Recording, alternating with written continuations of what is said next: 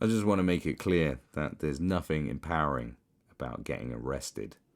If you are familiar with the protocol of being arrested, if you've lived a certain way and had incidents in your life where you've been arrested, there's nothing empowering about it. It's annoying at best. Annoying at best. But anyway, here's George Monbiot. I've done a few videos on his silly articles before. I know nothing about him, but he writes stuff. Today I aim to get arrested. It is the only real power climate protesters have. Which says it's not a lot of power. And therefore, you're clutching at straws. It has come to a turning point now where people really are quite fed up with climate protesters. Even people such as myself who, thought they had a legitimate reason for doing it, now just think, no you don't, go away.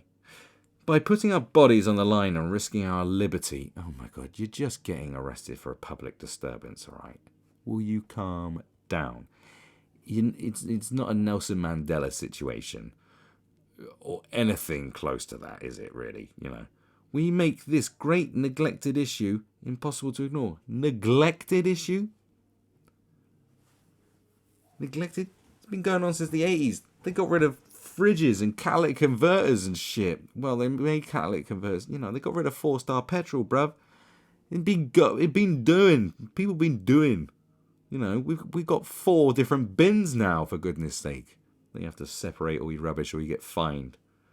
Thank God, people aren't doing their bit. You got to pay 5p for plastic bags, fam. Update, George Monbiot was arrested just before 3:30 p.m. on 16th October 2019. Oh, so you aim to get arrested, and he did get arrested. It's very hard to get arrested, isn't it? Really difficult to get arrested because it means you have to do something criminal to get arrested. Do you know how easy it is to get arrested? You just walk up to a policeman and slap their hat off and call them a prick. You'll get arrested for that. It's easy. A few hours after this column was published, I hoped to be in a police cell, and he was. So isn't it wonderful when you know someone's achieved their dreams?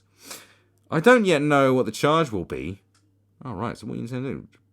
Defecating in public is what I hope it was. If you're going to stand up in front of a judge, in limp wrist court, you want to have them read out something interesting, and then proceeded to defecate.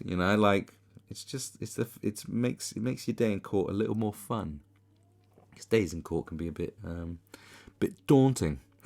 Anyway, where I don't know what the charge will be. I don't know where I will be arrested or when, but I know you don't know where or when. You haven't really planned this out very well, have you? Where are you going? What are you up to? But I know that if I go home this evening without feeling this hand of the law on my sleeve, I will have failed. Said every greatest criminal that ever walked. If I go out and do this crime and not get arrested for it, what have I achieved? This may sound like a strange ambition, because it is. But I believe it's a reasonable one.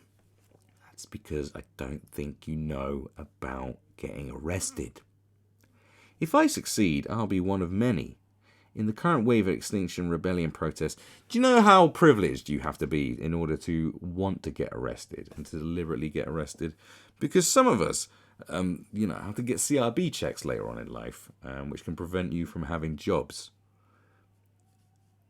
You do know there's such thing as a criminal record, but if you're some ponced up journalist who's already got a secure job and told your boss, I'm going to get arrested, do you know what I'm saying? Like, people get arrested for silly things all the time. But you don't have... There's no... For you to go out and deliberately get arrested, you do not have any... There's no risk there at all. Because of the situation you're in. And because of what you're representing. There's no risk for you to get arrested. For some people, there's huge risks of being arrested. It can affect a hell of a lot in their life.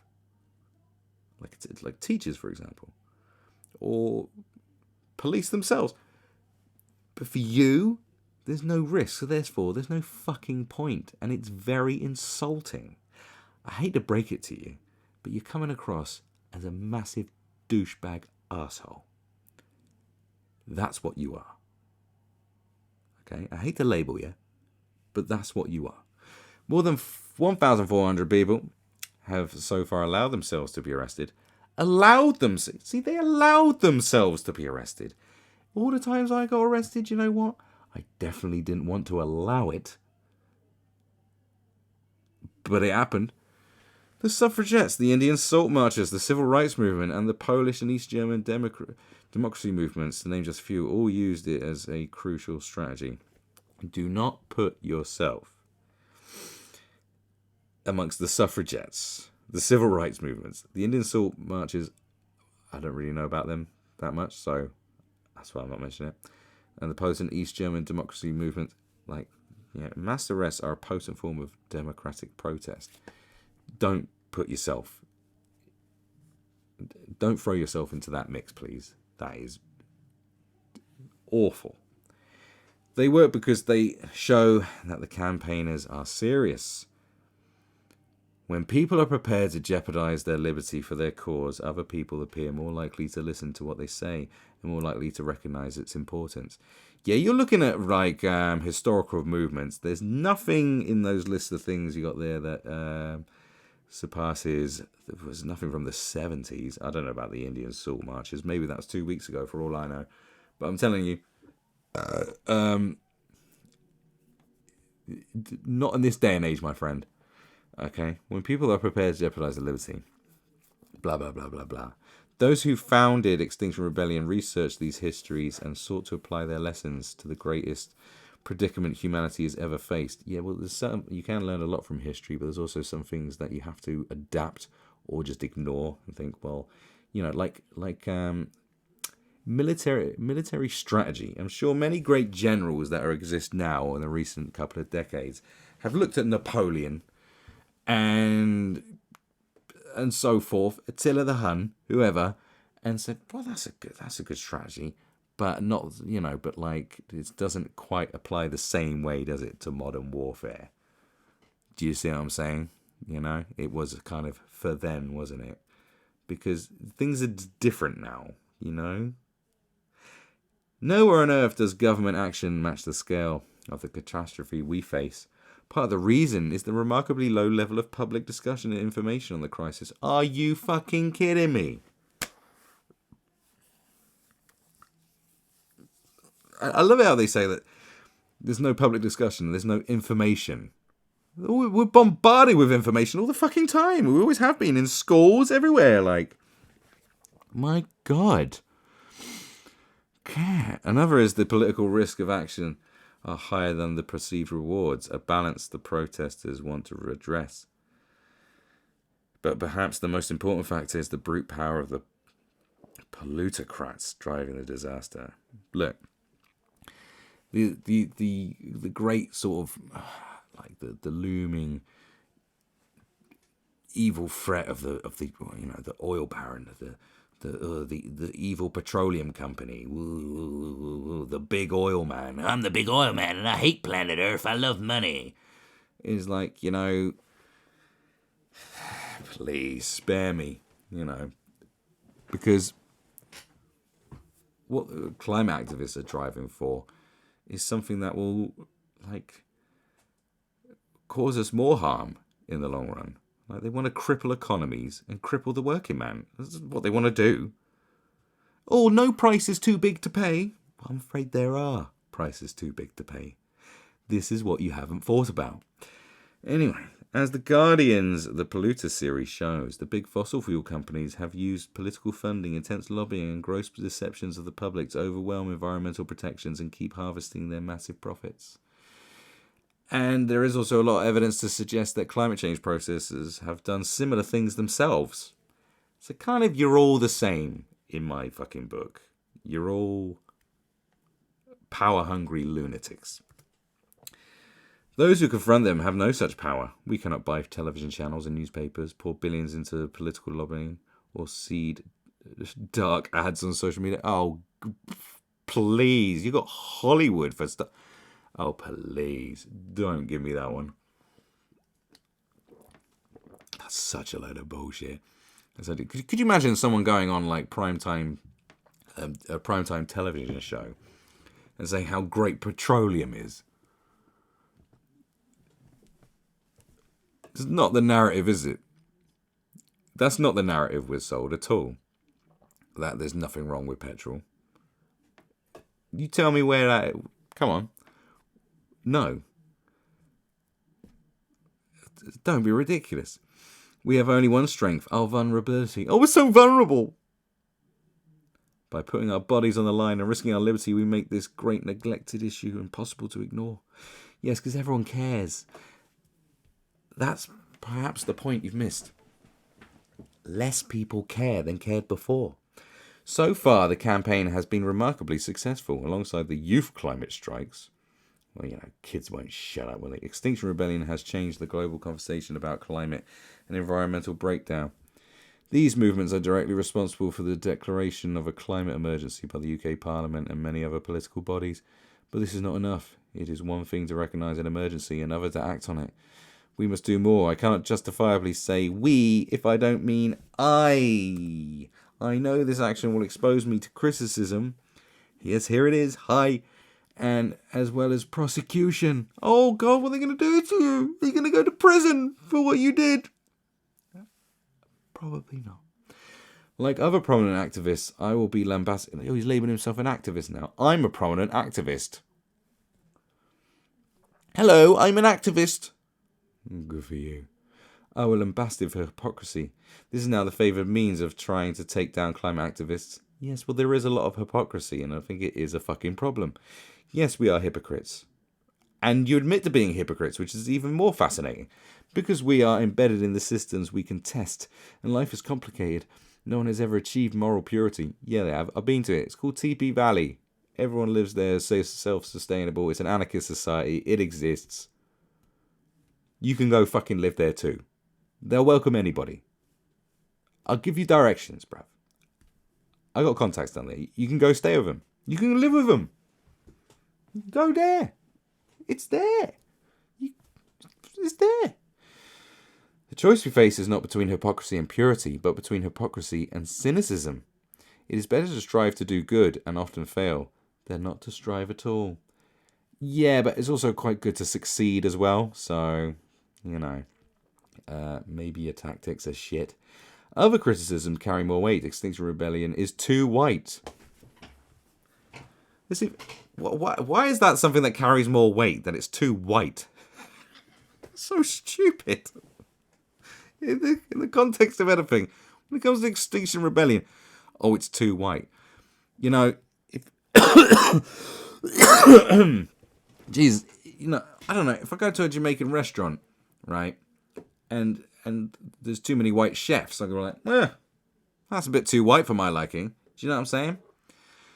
Do you understand what I'm saying? Go to a Chinese and they're all fucking Mexicans. You're like, well, I don't know about that. I don't know. In those sort of situations, I'd be like, not too sure. But what? A fucking some bunch of activists. There's too many white people. In a predominantly white country, there's too many white people in this movie. It doesn't make any sense. And too middle class. Well, the middle class thing, you might have a point there. Both charges are true. As the organisers recognise, they know that they must do more to break down the cultural barriers the movement unconsciously erects, engage with community leaders, and listen to voices that have not been heard. That's right, you need to speak to Jim Davidson. But I cannot help who I am. I accept that the cost of arrest for people like me, a white middle-class man with an established career, are lower than for other people. Well, yes, because you're employed. It doesn't matter if you're white, middle class, and have an established career.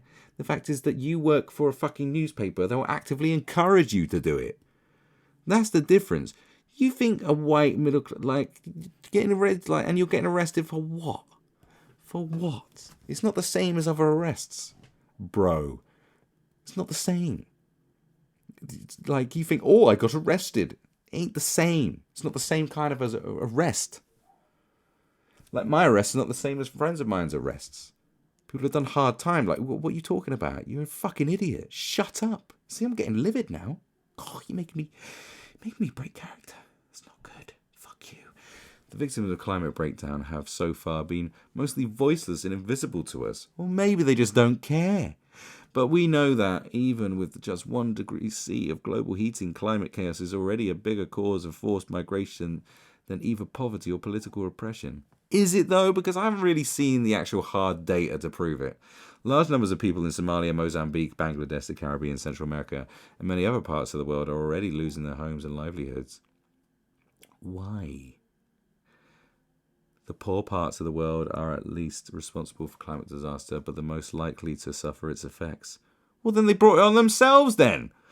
They carry the cost of our consumption. We have imposed this crisis on others and must do what we can to curtail it. Yes, I can see how this all makes sense. To guilt trip people into mass taxation. Wonderful. Clappy clap for all of you. Since I began writing this article, well, how long did it fucking take you? Getting arrested has become... How long has you been writing this article? I could write this in about an hour. It has become easier. The police have imposed a blanket ban on assembly linked to the Extinction Rebellion autumn uprising across London. Which means it's very easy to get arrested then, isn't it? You just got to wear your Extinction Rebellion fucking badge and just shout something. This looks to me like a breach of Article 20 of the Universal Declaration of Human Rights. Everyone has the right of freedom of peacefully assembly and association. Yes, but there's also obstruction of how stuff works. Do you not get it? It's like preventing civil unrest, because people are really pissed off with it now. Especially in London, where there's enough problems. When getting to work is a fucking shitty thing to do anyway. It's like one of the worst parts of living in London is just getting to work. And they've made it worse. They've made some of the worst thing in the developed world worse. You've made it fucking worse. And the police know that, like, I remember when it hit 35 degrees. It was about 33, 35. And there was men in suits fighting on the tube because it was so hot, all right? And you bunch of douchebags. The police know how it goes down. All right? You force their hand. You're idiots. They start going, oh, human rights. Shut up. What about their fucking human? What are the human rights of the people who want to go to work, you idiot? Shut up. Over the past 4 decades, the police have acquired an extraordinary array of powers. That I'd agree on. The police have got way too much power. But again, you're assholes. You deserve it. In effect, to shut down any protest, but they deem even these insufficient. At a recent press conference, they demanded new banning orders for habitual protesters. Maybe they just want you to fuck off and get a job. Given that regular protests have proved throughout history to be an essential mechanism for political reform, this looks like the direct attack on democracy. No, it's because protesting is a bygone thing. The risk versus the actual risk you have. These modern protesters and activists are a bunch of fucking pansies. I hate to break it down in such simplified language, but it really is. You know, it's a disgrace. It's a disgrace to the great history of it. It really is. There's no real risk to it. There's nothing. Look at those Donald Trump protests. Oh my God, it was laughable. Absolutely laughable. It was just a big jolly day out going, ooh, just a bunch of, oh, please. No. You've soiled the name. You've besmirched the whole idea of it. You just... you've ruined it. And there's no, you go, I'm going to go out and get arrested. There's people who protest who don't want to get arrested, but get arrested because they will take their liberties away, Far from deterring me, the draconian ban this week and the police demand for even greater powers has strengthened my determination. Now I feel I am standing not only for the habitability of the planet, but also for the continued right to protest. This is my duty and I intend to fulfill it. Well, my goodness, have I ever read something written by someone who's blowing so much steam up their own ass? My goodness, it's not often you read an article written by someone who rates themselves that fucking heavy, isn't it? Isn't that fascinating? This is my duty and I intend to fulfill it. My God, you really do rate yourself very highly, don't you? My goodness. And what disturbs me is that you wouldn't even read this back and think, and be able to like laugh at yourself and go, oh dear. Would you not be able to read this back and go, oh, yeah, I'm sound like a bit of a twat, aren't I? No, and that's what worries me, is that people like this they just don't see the humour in themselves. They're just, they're not very self-aware. No self-awareness whatsoever. And this is why you always lose in the long run.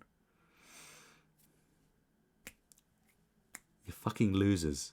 You're hating losers. You're haters and you're losers. That's what you are. And everyone sees it. Except you. And you're the one that needs to see it. Anyway. He got arrested. George Monbiot is an idiot. There he is. He got arrested.